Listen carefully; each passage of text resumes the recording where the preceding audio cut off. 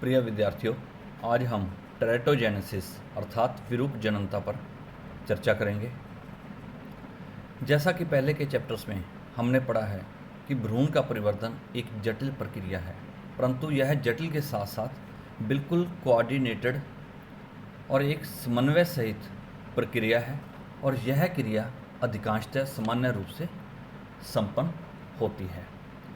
इस क्रिया के अंतर्गत gamete formation, fertilization, cleavage, blastulation, gastrulation, morphogenesis, differentiation, organogenesis इत्यादि प्रक्रियाएं संपन्न होती हैं, जिसके फलस्वरूप सामान्यतः एक सामान्य जीन का परिवर्तन अर्थात निर्माण होता है।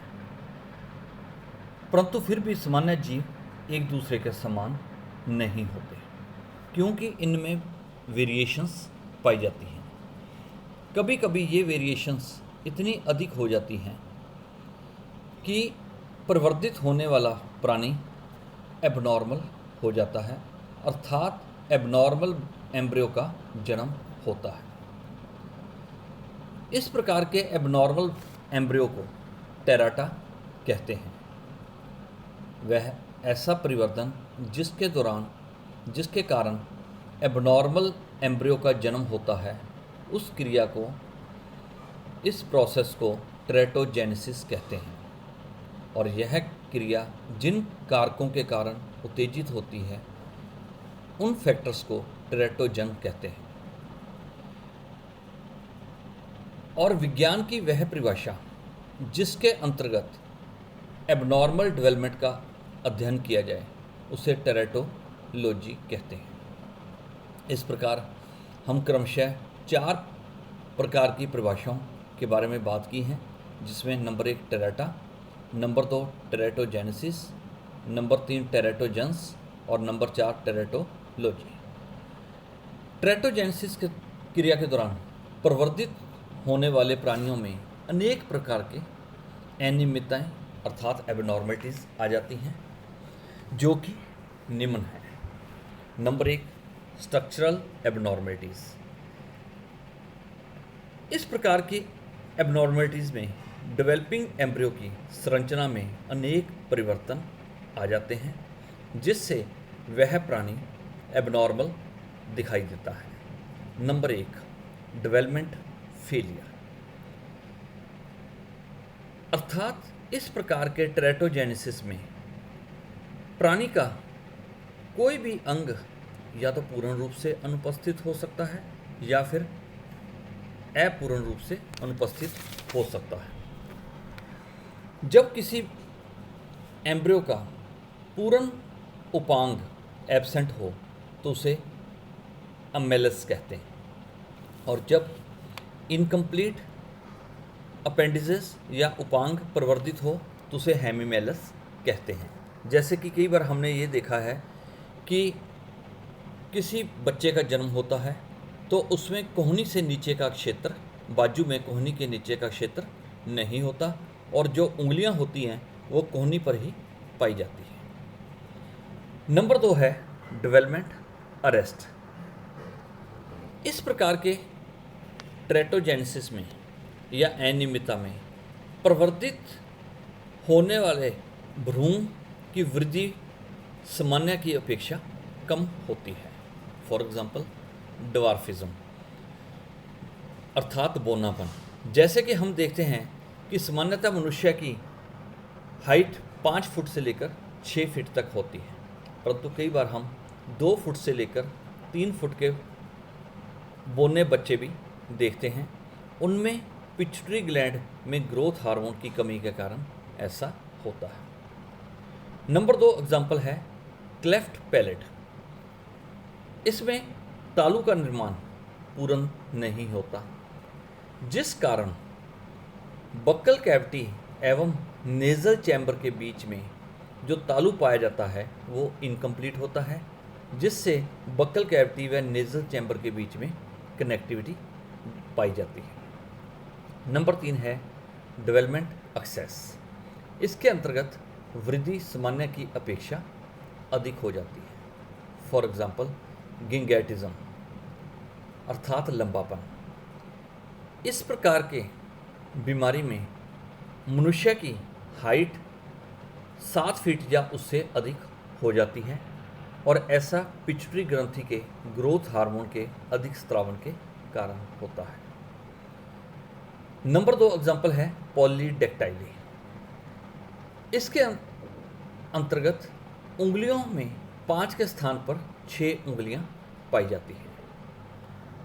नंबर 3 एग्जाम्पल है मोनोजाइगोटिक ट्विंस। सामान्यतः हम देखते हैं कि एक समय में एक ही बच्चे का जन्म होता है, परंतु कई बार हम देखते हैं कि 2 बच्चों का जन्म होता है। बच्चे जुड़वा भी हो सकते हैं, उनको हम जुड़वा कहते हैं। ये 2 प्रकार के हो, मोनोजाइगोटिक ट्विंस एवं डाइजाइगोटिक ट्विंस। मोनोजाइगोटिक ट्विंस के अंतर्गत एक ही जाइगोट में पहले डिवीज़न के फलस्वरूप 2 ब्लास्टोमियर बनती हैं और दोनों ब्लास्टोमियर अलग अलग हो जाती है और दोनों ब्लास्टोमियर संपूर्ण एम्ब्रियो में परिवर्तित हो जाती है। तो इसमें एक के स्थान पर 2 बच्चों का जन्म होता है। ये दोनों बच्चे या गर्ल्स होंगे या फिर बॉयज़ होंगे। इसके सेकंड एग्जाम्पल है कॉन्जॉइंटेड ट्विंस।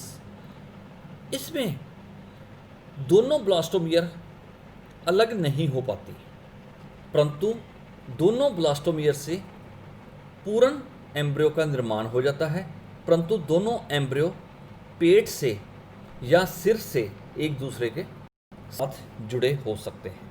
इनको ऑपरेशन द्वारा अलग किया जाता है। नंबर 4 एग्जाम्पल है फेलियर टू सब डिवाइड, यानी कि पृथक होने में असमर्थ होना। एबनॉर्मल डेवलपमेंट के दौरान जब कुछ अंग पूर्ण रूप से डेवलप तो हो जाएंगे, परंतु आपस में अलग नहीं हो पाते। एग्जाम्पल सिंडेक्टाइली। इसमें उंगलियां 5 तो बन जाएंगी, परंतु इनमें से 2 या 3 उंगलियां आपस में जुड़ जाती हैं। Number 2 example sympodia. इसमें दोनों टांगें आपस में जुड़ी हुई होती है। Number 3 example cyclopia. इसमें दोनों आंखें अलग नहीं हो पाती, अर्थात सिर के मध्य में अर्थात फोरहेड रीजन में एक ही आंख पाई जाती है। 5वीं एबनॉर्मलिटी है एरर इन माइग्रेशन, यानी कि भ्रमणशीलता में त्रुटि। जैसा कि आपको पता है कि प्राइमेट्स में, नर प्राइमेट्स में टेस्टिस वृषण के अंदर पाए जाते हैं, परंतु कुछ बच्चों में टेस्टिस वृषण में न रहकर एब्डोमिनल कैविटी में ही रह जाते हैं। क्योंकि आपको पता है कि वृषण का माइग्रेशन इंग्विनल कैनाल द्वारा एब्डोमिनल कैविटी से टेस्टिस सैक में होता है, परंतु एबनॉर्मल डेवलपमेंट के दौरान ये टेस्टिस सैक में नहीं उतरते, अर्थात एब्डोमिनल कैविटी में रह जाते हैं। क्योंकि टेस्टिस सैक का बॉडी टेम्परेचर सामान्य बॉडी टेम्परेचर से 3% कम होता है, परंतु ऐसे बच्चे जिनमें टेस्टिस एब्डोमिनल कैविटी में रह जाते हैं, इस प्रक्रिया को क्रिप्टोकिडिज्म कहते हैं और ये बच्चे स्टेराइल अर्थात बंध्य प्रवृत्ति के होते हैं। लास्ट एग्जाम्पल है एटाविज्म अर्थात पूर्वजता। इसमें बैकवर्ड म्यूटेशन होती है, अर्थात पूर्वजों के समान गुण पाए जाते हैं। इसके एग्जाम्पल है मोंगोलिज्म यानी कि डाउन सिंड्रोम। ऐसी स्थिति मनुष्य के 21वें क्रोमोसोम में ट्राइपॉडी के कारण ट्रिप्लॉइडी के कारण होती है, अर्थात 21st क्रोमोसोम 3 बार उपस्थित होता है। तो ये थी स्ट्रक्चरल एबनॉर्मलिटीज़। नंबर बी है फंक्शनल एबनॉर्मलिटीज़। ऐसी एबनॉर्मलिटीज़ जिसमें एम्ब्रियो संरचनात्मक रूप से बाहर से तो समान प्रतीत होता है, परंतु उसके शरीर में होने वाले विभिन्न फिजियोलॉजिकल कार्यों में बाधा पड़ती है। ये बाधाएं एम्ब्रियो के डेवलपमेंट के दौरान ही पैदा होती हैं। इस प्रकार की एबनॉर्मलिटीज़ मुख्यतः मेटाबॉलिक एरर के कारण होती है, अर्थात ग्लूकोज, प्रोटीन एवं फैट के मेटाबॉलिक एरर के कारण होती है। इन एरर्स को कलेक्टिव रूप में इनबॉर्न एरर ऑफ मेटाबॉलिज्म अर्थात उपापचय की जन्मजात त्रुटियां भी कहते हैं। इन इनबॉर्न एरर ऑफ मेटाबॉलिज्म के बारे में सर्वप्रथम 1908 में गैरोड ने पता लगाया था। इनमें निम्नतः प्रमुख हैं। नंबर 1, ग्लैक्टोसूरिया अर्थात यूरिन में ग्लूकोज पाया जाना। जैसे कि सामान्यतः हम देखते हैं कि किडनी में पाई जाने वाली नेफ्रॉन्स द्वारा ग्लूकोज का पूर्णतः अवशोषण हो जाता है, परंतु ग्लैक्टोसूरिया में यूरिन में ग्लूकोज का पूर्णतः अवशोषण नहीं हो पाता, जिससे यूरिन में ग्लैक्टोज एवं ग्लूकोज उत्सर्जित होने लग जाती है। और यह डायबिटिक पेशेंट का प्रथम गुण होता है। इसकी सरल पहचान करने के लिए जब यूरिन के आसपास चींटियां आने लग जाए तो इसका अर्थ है कि पेशेंट डायबिटिक हो गया है। नंबर 2 बीमारी है एल्बिनिज्म। इस बीमारी के अंतर्गत त्वचा व बालों में पाए जाने वाला मेलानिन वर्णक अनुपस्थित होता है, क्योंकि मेलानिन का निर्माण एक विशेष अमीनो एसिड टायरोसिन से होता है। क्योंकि tyrosinase enzyme tyrosine amino acid को मेलानिन में बदलता है, परंतु एल्बिनिज्म बीमारी के अंतर्गत टायरोसिनेज एंजाइम अनुपस्थित होता है, जिस कारण टायरोसिन मेलानिन में परिवर्तित नहीं हो पाता और इस बीमारी के कारण त्वचा का रंग एवं बालों का रंग श्वेत अथवा हल्का गुलाबी हो जाता है और इन प्राणियों को एल्बिनो कहते हैं। और इन प्राणियों पर सामान्य प्राणियों की अपेक्षा त्वचा पर यूवी किरणों का प्रभाव बहुत अधिक पड़ता है, जिससे कैंसर की संभावना भी अधिक होती है। दूसरी बीमारी है एल्केप्टोन्यूरिया।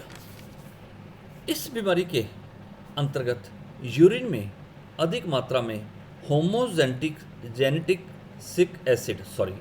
होमोजेंटिसिक एसिड का उत्सर्जन होता है और यह एसिड हवा के संपर्क में आते ही मेलानिन के समान ब्लैक पिगमेंट में ऑक्सीकृत हो जाता है।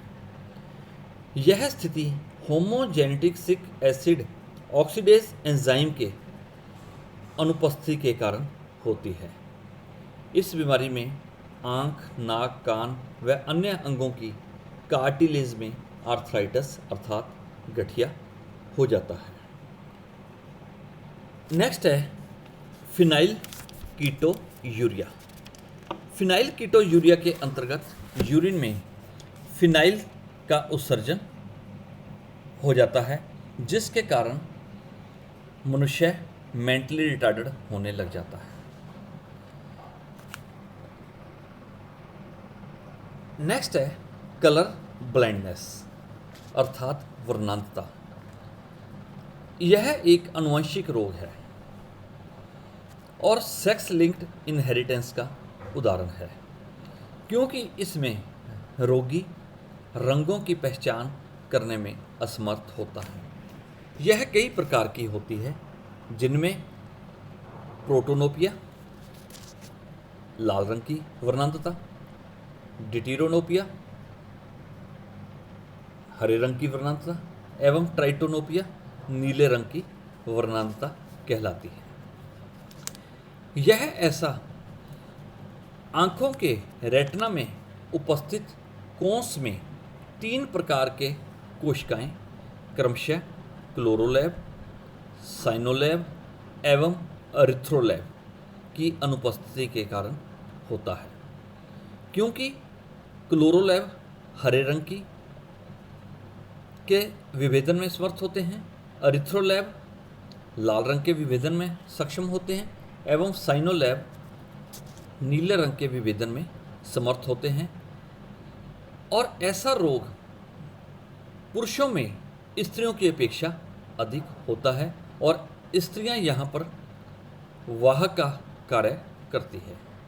और अंतिम है हीमोफीलिया।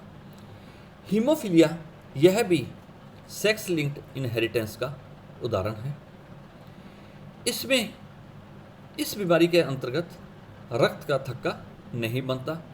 जब प्राणी के मनुष्य के चोट लग जाती है तो रक्त लगातार बहता रहता है। ऐसा इसलिए होता है कि ब्लड क्लॉटिंग के लिए आवश्यक 13 फैक्टर में से एक फैक्टर, जिसका नाम फैक्टर नंबर 8 अर्थात एंटी हीमोफिलिक फैक्टर है, वह अनुपस्थित होता है, जिससे रक्त में थक्का नहीं बन पाता और लगातार ब्लीडिंग होने से मनुष्य की मृत्यु तक हो जाती है। तो इस प्रकार विद्यार्थियों, हमने देखा कि ट्रेटोजेनेसिस के अंतर्गत मनुष्य में स्ट्रक्चरल एवं फंक्शनल एबनॉर्मलिटीज़ आ जाती हैं। Thank you.